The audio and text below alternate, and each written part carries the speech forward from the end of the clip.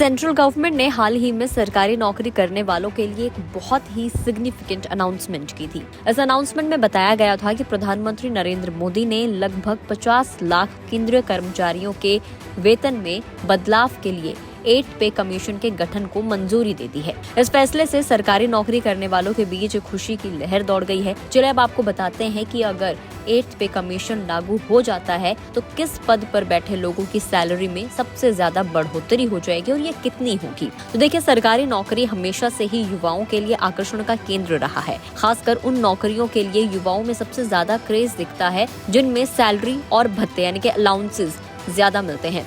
भारत में कई ऐसे सरकारी पद हैं जिनमें कर्मचारियों को शानदार सैलरी और सुविधाएं मिलती हैं। इसमें सबसे पहले नंबर पर होता है भारतीय प्रशासनिक सेवा यानी कि आईएएस की नौकरी। आईएएस अधिकारियों की शुरुआत में 56,100 रुपए पर मंथ का वेतन मिलता है, जो कि समय के साथ बढ़ता है और 8 सालों की सेवा के बाद जो बेसिक सैलरी होती है वो 1,31,249 रुपए पर मंथ तक पहुंच जाती है। दूसरे नंबर पर आता है भारतीय पुलिस सेवा यानी कि आईपीएस की नौकरी। आईपीएस अधिकारी भी आईएएस के समान ही अच्छी सैलरी पाते हैं। एक आईपीएस अधिकारी की शुरुआती सैलरी 56,100 रुपए होती है और इसके बाद अगला नंबर आता है आईएफएस का यानी कि भारतीय विदेश सेवा का। आईएफएस अधिकारियों को भी आईएएस और आईपीएस अधिकारियों के समान ही सैलरी मिलती है और इनकी शुरुआती सैलरी भी 56,100 रुपए होती है, जो कि वक्त के साथ बढ़ती है। इसके अलावा आरबीआई ग्रेड बी अधिकारी पद पर चयनित होने वाले लोगों को भी अच्छी सैलरी मिलती है और इन्हें हर महीने 67,000 रुपए का वेतन मिलता है।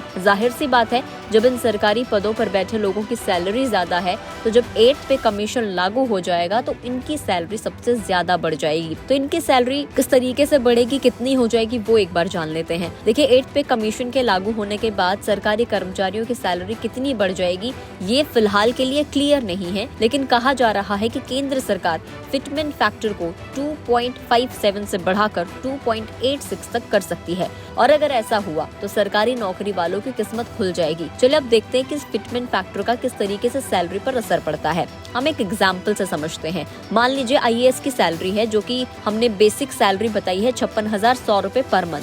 फिटमेंट फैक्टर अगर अभी की बात करें तो इट इज 2.57 और अब ये बढ़कर 2.86 हो जाएगा जिस तरीके से बातें चल रही हैं। तो आईएएस की जो न्यूनतम बेसिक सैलरी हो जाएगी वो 1,60,446 रुपए पर मंथ हो जाएगी, यानी कि इसमें हो जाएगा 1 लाख से ज्यादा का इंक्रीमेंट। आप समझते हैं कि ये बढ़ी हुई सैलरी निकाली कैसे है। तो देखिए, जो मौजूदा बेसिक पे है उसमें संभावित फिटमेंट फैक्टर मल्टीप्लाई कर दिया गया है, यानी कि 56,100 में 2.86 को मल्टीप्लाई किया तो ये नंबर अचीव हमें हुआ है। ये हमारी हो जाएगी सैलरी।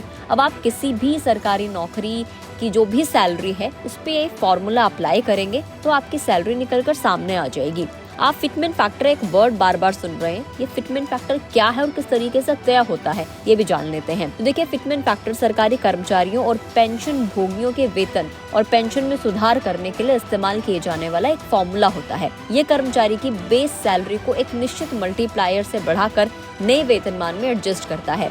इसे हर पे कमीशन की सिफारिशों के आधार पर तय किया जाता है और समय समय पर इसमें बदलाव भी किए जाते हैं। इसका मुख्य पर्पस होता है कर्मचारियों की आर्थिक स्थिति को बेहतर बनाना और महंगाई के बढ़ते लेवल के साथ उनकी परचेजिंग पावर को बनाए रखना। फिटमेंट फैक्टर को तय करने में और भी कई सारे फैक्टर्स हैं जो भूमिका निभाते हैं, जैसे कि सरकार की इकोनॉमिक स्थिति हो गया, इन्फ्लेशन रेट हो गया और कर्मचारियों की जरूरतों को ध्यान में रखा जाता है। सबसे पहले पे कमीशन सरकारी कर्मचारियों के वेतनमान और अलाउंसेस की समीक्षा करता है और एक गुणक निर्धारित करता है, जैसे कि 7 पे कमीशन ने फिटमेंट फैक्टर को 2.57 तय किया था।